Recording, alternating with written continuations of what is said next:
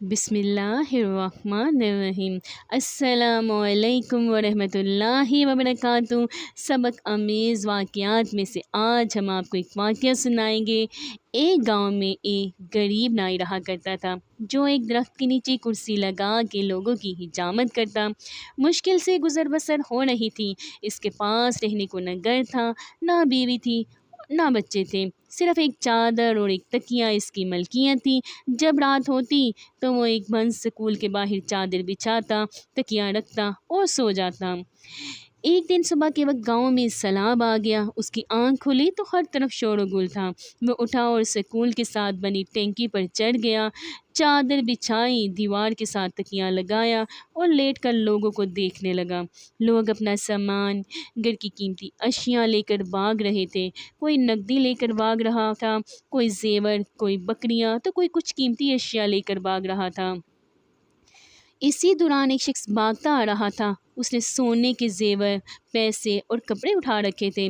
جب وہ شخص اس نائی کے پاس سے گزرا اور اسے سکون سے لیٹے ہوئے دیکھا تو غصے سے بولا، اوئے ساڈی ہر چیز اجڑ گئی ہے، ساڈی جان تے بنی ہے تے تو ایتھے کنے سکون نال لما پیا ہویا ہے۔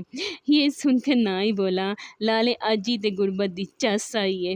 جب میں نے یہ کہانی سنی تو ہنس پڑی، مگر پھر ایک خیال آیا کہ شاید روز محشر کا منظر بھی کچھ ایسا ہی ہوگا، جب تمام انسانوں سے حساب لیا جائے گا۔ ایک طرف غریبوں کا حساب ہو رہا ہوگا، 2 وقت کی روٹی، کپڑا، حقوق اللہ اور حقوق العباد۔ ایک طرف امیروں کا حساب ہو رہا ہوگا، پلازے، دکانیں، فیکٹریاں، گاڑیاں، بنگلے، سونا اور زیورات، ملازم، پیسہ، حلال حرام، عیش و آرام، زکوٰۃ، حقوق اللہ، حقوق العباد۔ اتنی چیزوں کا حساب کتاب دیتے ہوئے پسینے سے شرابور اور خوف سے تھر تھر کانپ رہے ہوں گے، تب شاید اس نائی کی طرح غریب ان امیروں کو دیکھ رہے ہوں گے، چہرے پر ایک عجیب سا سکون، اور شاید دل ہی دل میں کہہ رہے ہوں گے، آج جیتے غربت دی چس آئی ہے۔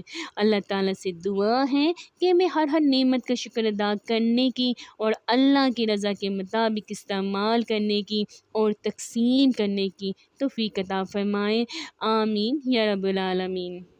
اگر آپ کو میری ویڈیو اچھی لگی تو پلیز آپ اس کو لائک کریں اور میرے چینل کو سبسکرائب کریں۔